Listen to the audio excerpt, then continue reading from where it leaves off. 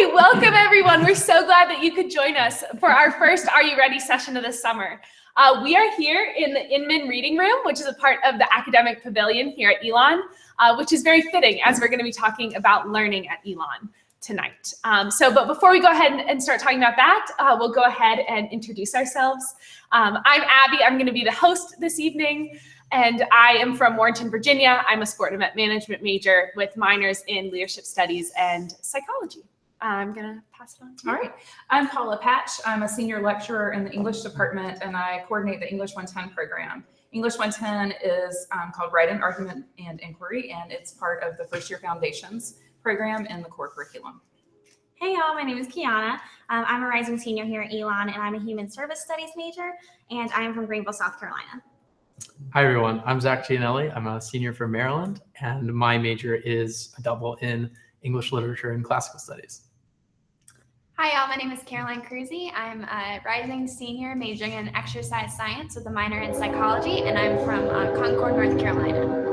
And hi, I'm Bob Frigo. I work in the Kernodle Center for Service Learning and Community Engagement, where we are connecting students with local nonprofits and schools to address wicked problems like food insecurity and affordable housing. I'm also an instructor in the Department of English. Great. So we're going to go ahead and get started. And we just wanted to let you know that if you have any questions throughout the program, you can go ahead and ask them via Google Hangout, and we'll go make sure that we answer those at the end. But to start us off and just talking a little bit about what learning looks like at Elon.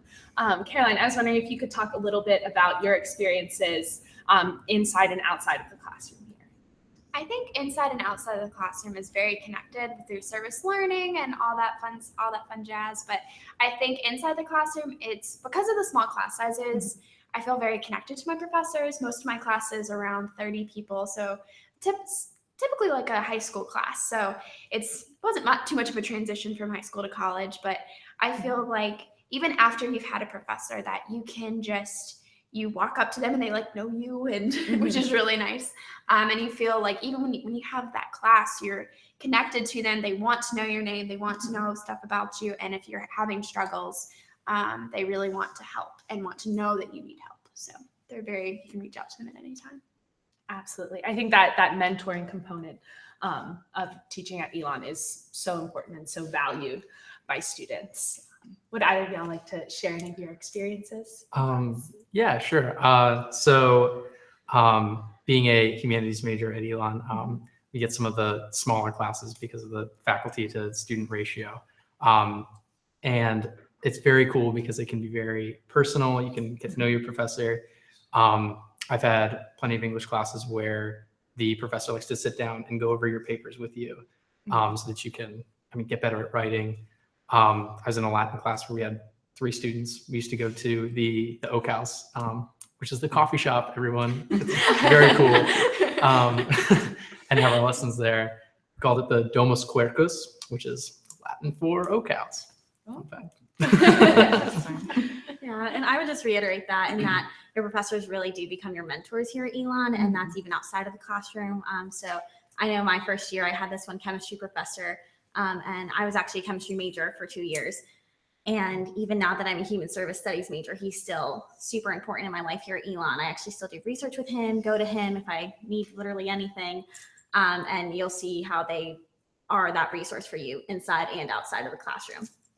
Absolutely. And Kiana, talking about research and all of these resources that everyone has kind of touched on a little bit, is this element of engaged learning. And so does anyone want to talk a little bit about what that has looked like maybe in group projects or different activities that y'all have experienced within the classroom? My case is a little particular. You don't have to do an independent major, but so my classical studies major is independent, and I make my own curriculum and all of that stuff. So I have to be engaged if I want to graduate with the degree. But yeah. It's like a very engaged semester as well. Right, yeah. I was just abroad in England, or Bath, England. Just kind of, I don't think too many people know about Bath, but Bath is great. You should go to Bath. And it was, very cool. The the program that Elon partnered with put students in a very independent learning environment. You had to kind of take care of yourself. You can be an adult in a foreign country, which is always really cool. And I mean, you learn a lot from interacting with other people and getting involved with the community as well as in your, academic setting. Yeah. With that involvement, I took a service learning section of physiology. So through that section, we partnered with Western Middle School, which is a local middle school, and we taught physiology topics to 6th graders. So it was really cool taking something we learned in the classroom and bringing it toward the community and just teaching it through fun games and that sort of stuff. So it was a really enriching experience because we knew the material so much better because we could apply it and sort of teach it to someone else. So it was a great way that we were engaged with it. Like, we're learning the material and thinking, how can I make this into a lesson for the 6th grade students? So that's one of my big examples of engaged learning. Like, yes, you're still engaged. Your professor wants to ask you questions or like see if you understand the material, but taking something and putting it into the real world, I think, is one of the big things of engaged learning. So. And I think a lot of our classes really do focus on that, especially in being a human services major, really just kind of dabbling in the field is super important. And I know from like my first class, I was already working with the Boys and Girls Club. I've been with Crossroads. Right now I'm working with Child Protective Services. Today was actually my first day, which is super exciting. So you really do get that hands-on portion of it if that's the way that you learn, which is definitely how I learn. Absolutely. And that's what we call experiential learning, so that you're going out and, like you just said, you apply that learning. And one of the things that you'll see in the classroom is that that our job as faculty is to kind of get you in there and give you some foundational tools. So writing, communicating, the concepts that you might need to go work with your 6th graders or to go work out in the community, and then to ask you to apply it. So to take those tools and use them to solve a problem that you find particularly important or interesting. And so that's sort of the collaboration that faculty and students have inside this engaged learning, is that we're not here to just give you information and then hope that you remember it all. We're here to provide you with the important information and the tools, and then help you learn how to apply it. Yeah. And to complement what happens in the classroom, we've talked about independent research, we've talked about study abroad, and so we ask that students participate in 2 experiential learning requirements before graduation. And so you can do leadership, you can do service learning, you can do research, you can do study abroad or study USA, and you can also participate in internships as well. So those complement what happens in the classroom to really reinforce that idea of engaged learning. Absolutely. And we're going to come back and talk about the ELRs in much more depth. But also the first thing that students are going to come into is the core curriculum. So Professor Patch, would you like to talk a little bit about that? Absolutely. So at Elon, we believe that the entire campus is a learning environment. So the core curriculum is the set of courses and experiences that you have that everyone at Elon shares. So you share this with every student at Elon. You share it really with every faculty and staff member in some ways, in ways that you don't share within your major. So we think the core curriculum is really important in that way, because it's the shared learning and intellectual experience that we offer here at Elon. The core curriculum is designed very broadly to help students think critically, creatively, and broadly across a lot of different disciplines. And so all of the experiences you have in those courses are designed to do those 3 things: help you think critically and broadly and creatively. We also have, as another component of our core curriculum, Elon's Writing Excellence Initiative, which means that in every experience that students have, again, in the classroom and even in their co-curriculars, so some of these experiences that you're having outside the classroom, from organizations to study abroad to service learning to internships, you're going to be asked to do a lot of writing, and writing that is important. Again, one of those tools I was talking about, the types of writing that people in those areas do on a regular basis, so that you learn to use writing as a tool to be successful and hopefully to change the world, because our core curriculum is at heart about helping develop these global citizens. Things that are included in the core curriculum: you come in and you start in the first year foundations. So that includes your first year writing course, which, again, like I mentioned before, I'm in charge of. And then the global experience, which is core 110, which is a first year seminar that helps you, again, start to think globally and apply that to local issues.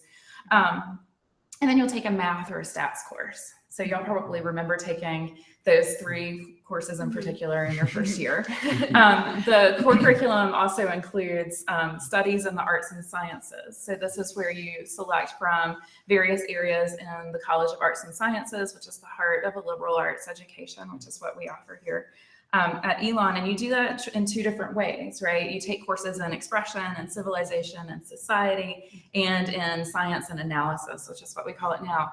And you can take those at any level. And then as you progress through your education, you take your advanced studies in arts and sciences. So you take at least 2 classes in an arts and sciences area that's not in your major.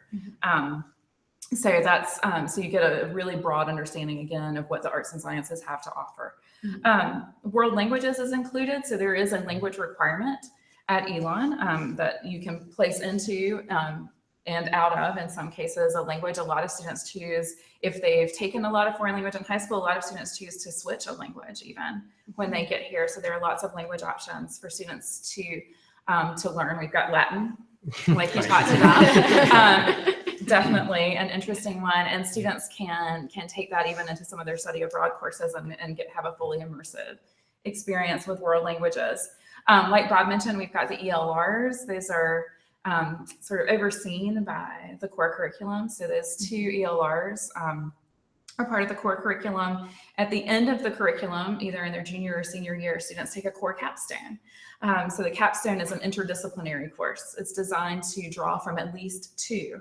And usually it draws from 3 or 4 different areas that student or disciplines that are represented at Elon, and kind of has a theme that is interdisciplinary, and students go back and apply and then integrate all of those sort of values of the core curriculum in that core capstone. So they get sort of the foundation, the fundamentals in the first year, and then by the 3rd or 4th year, they come back full circle to that and say, okay, what does all of this mean together? We think it's a really great curriculum. We often say it's a complement to the major. I think it does more than complement the major. I think it makes you an Elon student to have participated fully and kind of wholeheartedly in the core curriculum.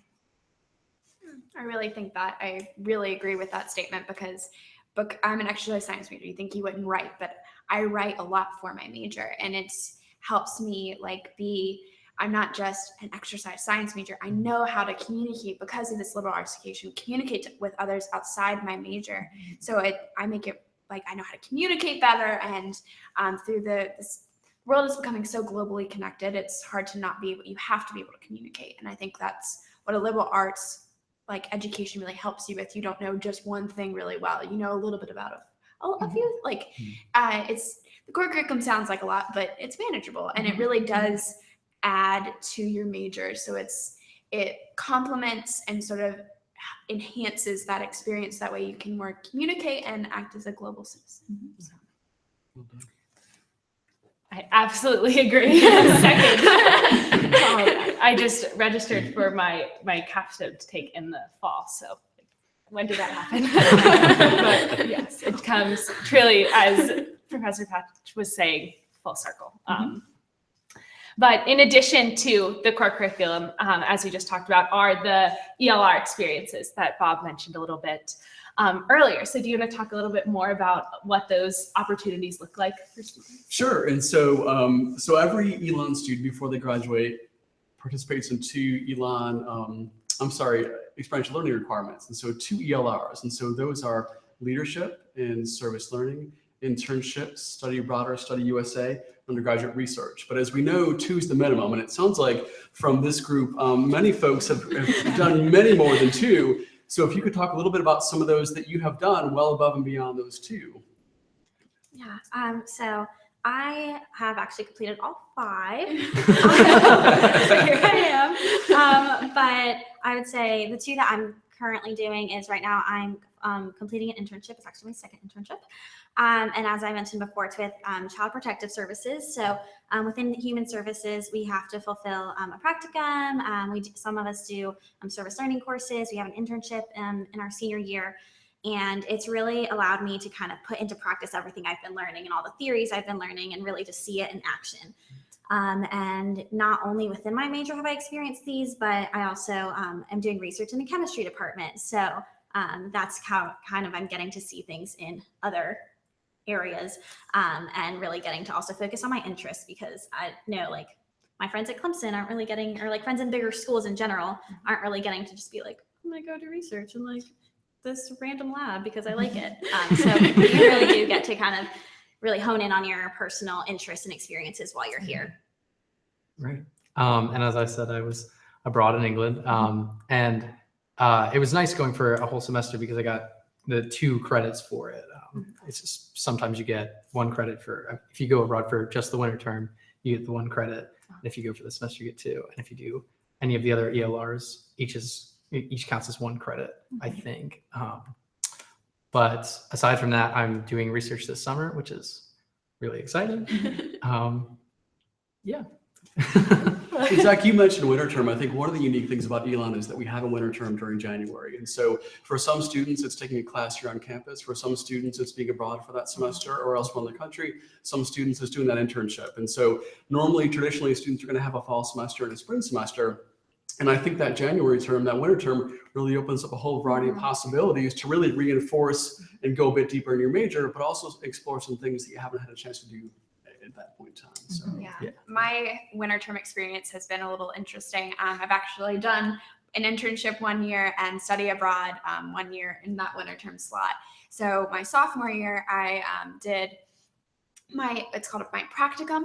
So I just in my department, my practicum is just shadowing 3 different professions. For the winter term, it's one for each week. So I obviously worked full time for the winter term, but didn't get paid. But it was very, honestly, it sort of reinforced my career path and what I want to do.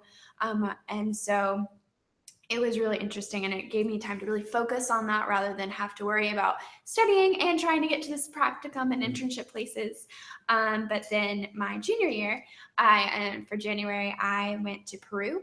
And so we went around southern Peru and just looked at culture and language and sort of how we apply cultural, like looking at things from different perspectives and like learning the language and being able to communicate and sort of overcome the cultural barriers to really experience and learn while we're that short amount of time. But for me, that amount of time was just perfect because I wasn't sure I was able to really fit in a full semester, and a winter term sort of fit more with me. But I honestly learned so much while I was there. And so we didn't spend very long in each place, but I gained a great understanding, and I got to see a portion of the world I hadn't seen before. So I've had a really interesting, freshman was on campus, sophomore year was the practicum where I was on and off campus, and then my 3rd year was studying abroad. So I've had the gambit, but some people do all of it on campus, some people do it all.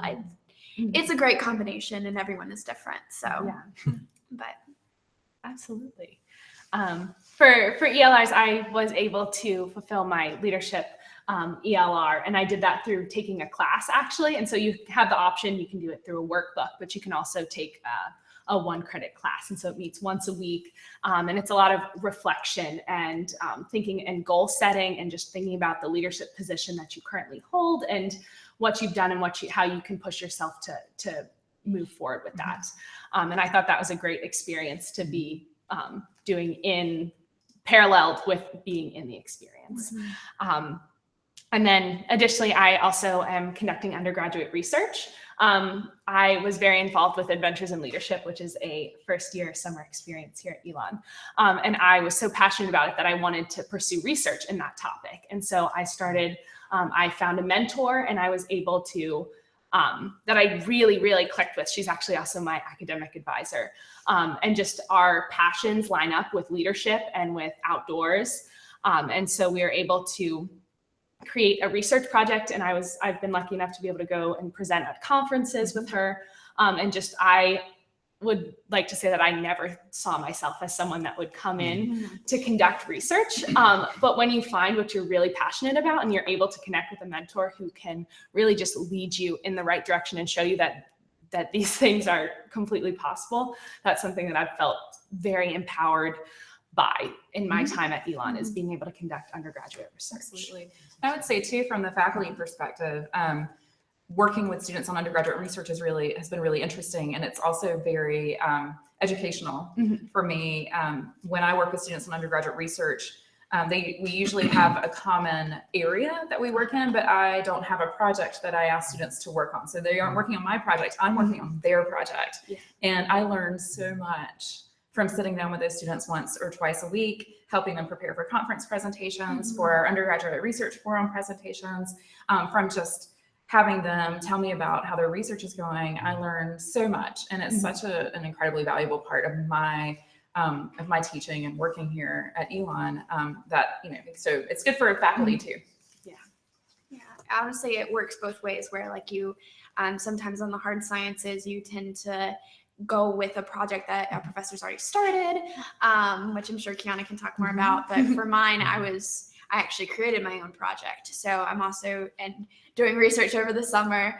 I haven't started yet, but I just got my approval to go ahead and start.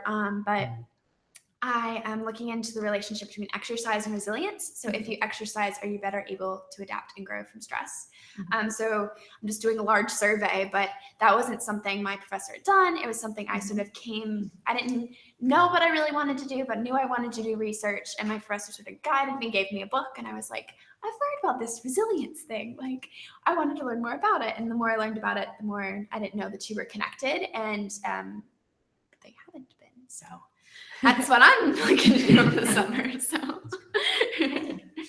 but I'm sure Kiana can talk about where you like go into a project. Yeah, so in some departments, it's a little more structured. I know I was a chemistry major for 2 years, and for chemistry, it is required that you have that you fulfill the research ELR. And the way it works is that you actually have to go to a certain amount of mentors and have like informal interviews with them, and then they have and then you end up ranking like your favorite projects, and then they rank who they think would best align with their projects. And so it's kind of like a mix and match. And from that, I was paired with my mentor, and our project, I've been working on it for the past year, and I'll continue it into my senior year. And it's a little more artsy, so it's like artistic chemistry, if that makes sense. So I work with film, and I develop film in different household agents. So right now we're developing it in coffee. And so the idea is to be able to do that, and then do it in other things to be able to replace, so film has like a metal on it, to replace it with another metal and tint it, which hasn't been done in this way before, and then turn that into a lab for students to do, for them to visibly be able to see these different reactions taking place. So it's kind of like a fun way of integrating chemistry into a lab. So that's the whole idea. Fantastic. We actually just got a question in, and it says, how many times can I change my major at Elon? I think it's 38, isn't it? That's the limit. Very fun limit. Kiana, if you want to go ahead and talk about it, you're the expert at changing majors here. Yeah, there's not that I know of, and there shouldn't be a limit since I've changed one quite a few times. But honestly, you do come in. I knew personally, I came in with a very exact idea of what I wanted to do. I was going to be a chemistry major. I was going to go to pharmacy school. It was going to be fantastic. But then I realized I was just really passionate about people and human services. And I switched my major in my junior year, which sounds really scary and like I wouldn't be able to graduate on time. But I am sitting here as a human services major, and I'm graduating in May. So in terms of being able to switch your major, how many ever times you need until you kind of figure it out and you're in the place where you really do feel passionate about what you're doing. That's a thing that's doable. And there shouldn't be a limit that I know of. You also have minors to throw in there if you want to, get involved in some other things. I'm one of those weird people that like came in and actually knew what they want. Like I never changed. So I came in as an exercise science major, and I stayed an exercise science major, but so it is doable that you come in and actually, you don't change your mind, but a lot of people do change their minds. I changed my minor 3 times. So that I did have my little figuring out to do, but honestly, you can come in with one idea, completely change it, come in with an idea and it be solidified. So come in with my one piece of advice, come in with an open mind and just try to embrace what your experiences are and just sort of take it as you will. So yeah, and you can get more specific as you go through your career. I think when I first came in, I was like, I want to be an English literature student. That's what I'm all about.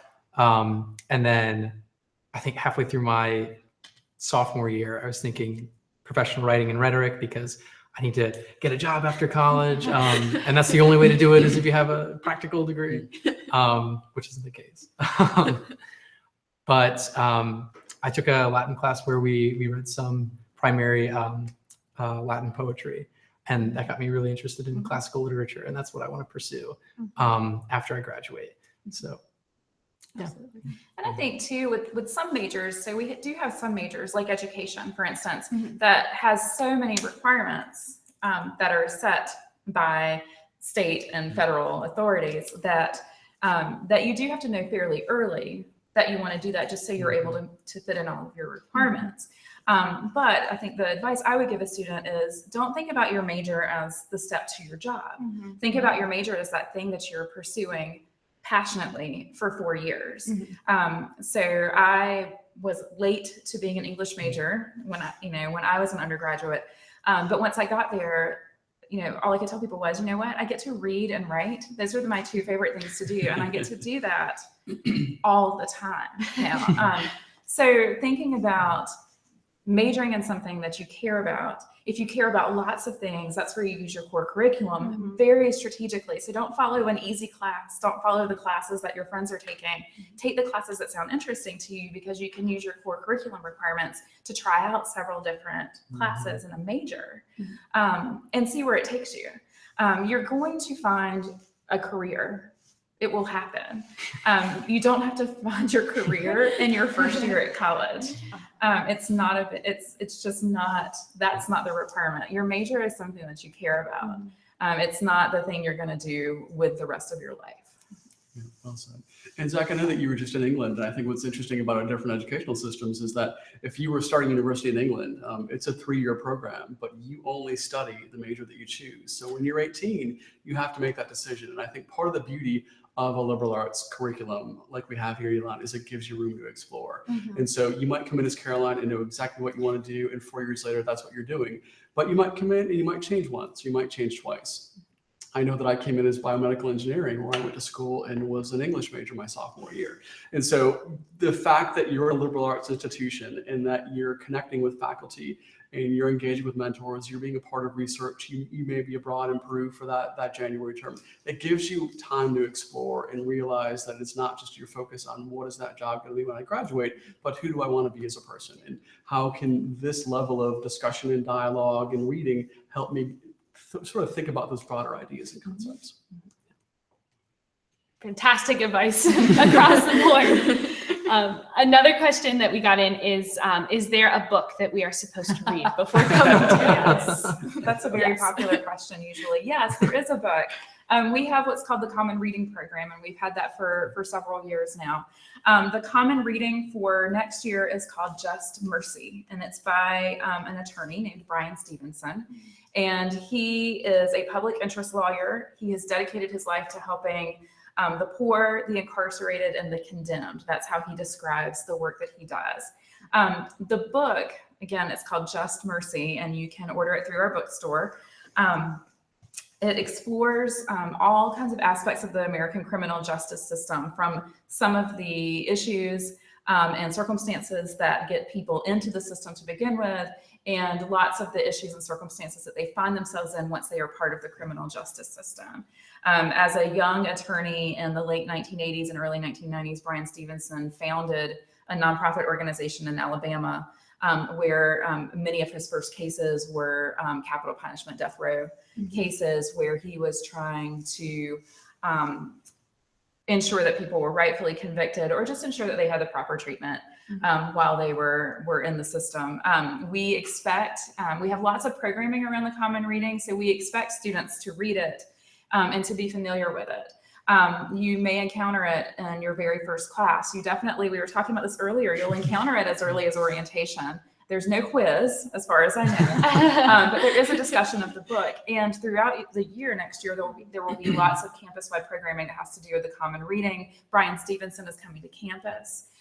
First year students will have an opportunity to go with their classes to hear Brian Stevenson speak in September and to have dinner afterwards with their classes, whatever they're in the fall, English 110 or Core 110, where you can talk to each other. And I think Brian Stevenson actually will be at the dinner. So if you can, if there will be a lot of people there, but if you can, you might have a chance to talk to Brian Stevenson.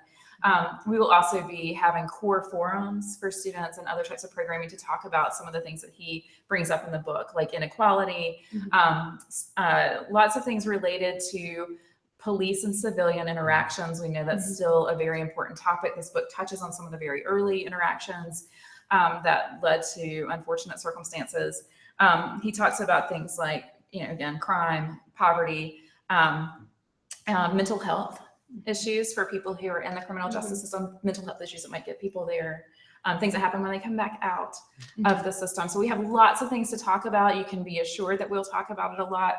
And in most classes, especially in your first year, you probably will be working with the book in some way, whether you're reading it as a text that does something to the reader, which is how we like to talk about it in writing classes. How is this written and what does it do? As a text, you might be talking about some of those issues in Core 110, where you might be looking at injustice. You might be looking at the criminal justice system in your state, and possibly using it as kind of a springboard for coming up with some of those really cool research questions for some of your classes in the first year. And I'll just add to Paul's comments. I'm really looking forward to talking about it in my class this fall. This is an election year. And so for a lot of our students, this is the first time they're going to be able to vote. And so when we think what's going to be at stake with the presidential election, as well as state and local races, I really want to make sure that my students are having conversations about the issues that are at stake. And so the idea of the incarceration rate in the US, criminal justice reform, have been really hot topics in terms of discussions in the last couple of months. And so how do those fit into some broader conversations about where the country's going come November? Absolutely. The next question that we got in was, if I already know my major, why do I have to take classes in subjects that don't support my interests? Short but sweet answer, because you want to be a well-rounded student and person going into, I know I'm talking a lot about my experience as a human services major, but I even just going into like my internships and stuff, seeing how I'm not just pulling out these theories from human services, I'm also having to pull my experience in these other classes like English and, all these other things. Like I've had to read these things, different reports where if I hadn't taken all these other courses at work experience, where I was having all these other conversations about, I took a policy class, which was not at all within the human services major, yet it allowed me to understand these policies that I'm now having to be very familiar with in my internship with Child Protective Services. So really just being able to incorporate and pull from all these other experiences to make you that well-rounded student and person and going into these different fields. And I think it's also kind of hard to know your major. I mean, you may, like, as Caroline said, you know what you want to do when you get into it, and it doesn't really change as you go through college, but sometimes being around other people and in different places, for example, I was abroad for this, I keep harping on that, but seeing myself around different kinds of people with different interests really helped me think about like what I like to do and what I want to do with the rest of my life. I think coming back to the States, I've a heightened interest in classics because of my experience there with a classics professor, and just getting a sense of like the field and what I like about it, what I like about literature, and I guess where I see myself doing that.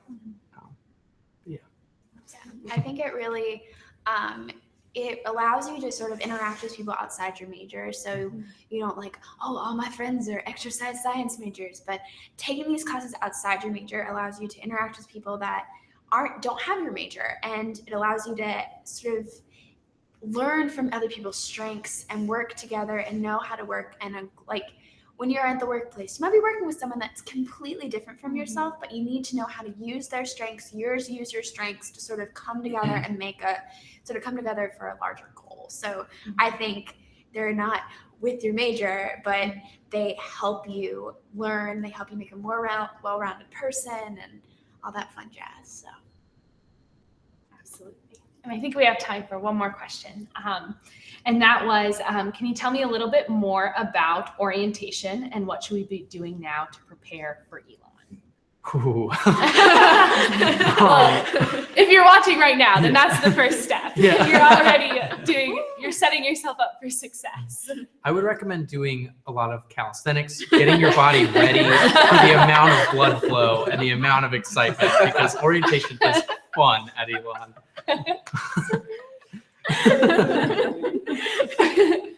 But as Professor Patch is talking about the common reading, make sure that that you have your copy and that you're starting to read that, because you'll be expected to start talking about that once you get on campus, and that will start with orientation. And you'll also be receiving some additional information in the coming weeks from the new student programs office. There'll be a mailing, and it'll have flyers with tons of information with everything that you'll need to know in regards to orientation, and just start getting excited. Yes. No, just come in with an open mind, like come in with that nervous excitement that I'm sure most of you have, or I hope that you have the nervous excitement.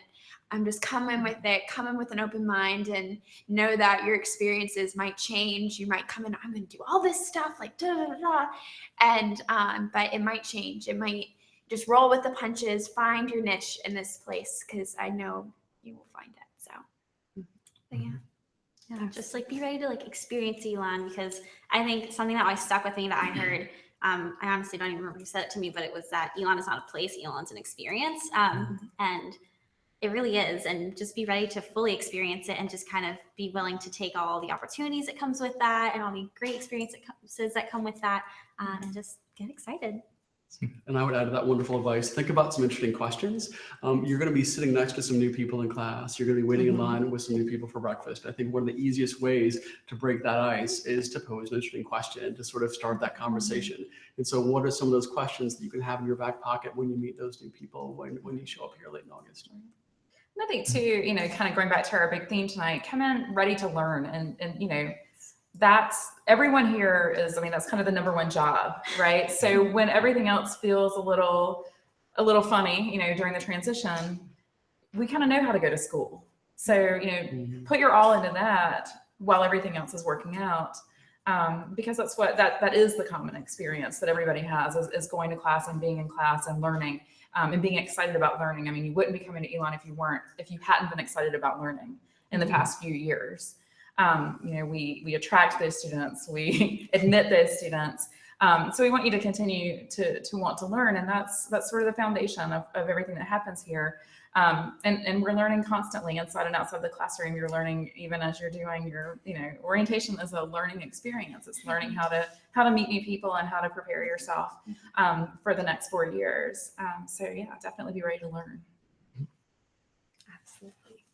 I think this was a great first Are You Ready session. If you came in late and you might have missed the beginning part, don't worry. This will be posted on the Are You Ready website tomorrow, and so you can watch it in its entirety. And if you have any questions in the meantime, or with follow-up from this session, you can email the areyouready@elon.edu, or you can just peruse the website. There's tons of great resources there for you to use, and just to check it out and see all the great things that Elon has to offer. And also make sure to tune in for our next Are You Ready session. It's going to be on July 13th, and we're going to be talking a little bit more about community at Elon. Good night.